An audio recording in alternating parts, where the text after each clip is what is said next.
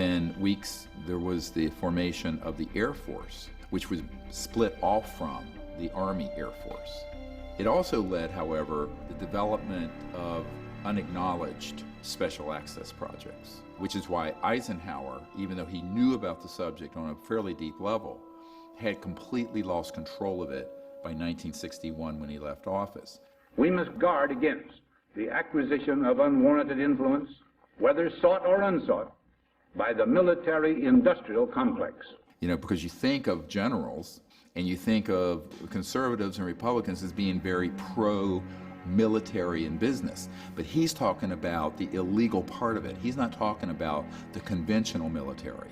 But it's now the military-industrial intelligence complex that are moving bureaucratically toward establishing dominion and control over the entire democratic process in the country, and that they're waging war, invading the Middle Eastern oil fields and occupying the oil fields, attempting to establish what they themselves refer to as full spectrum dominance. But we're going to smoke them out. And so the public has to understand there became to be this bifurcation, this separation between legitimate national security and military operations and the deep black programs that are unacknowledged.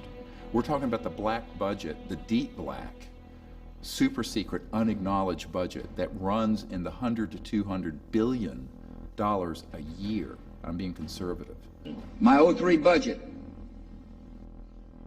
calls for more than $48 billion in new defense spending. More money for the Pentagon when its own auditors admit the military cannot account for 25% of what it already spends. According to some estimates, we cannot track $2.3 trillion in transactions. 2.3 trillion with a T. That's $8,000 for every man, woman, and child in America. We're spending well over $100 million per day on classified programs that have no congressional oversight, no public scrutiny. There's no monitor of these programs. A number of these programs go directly through Congress, totally.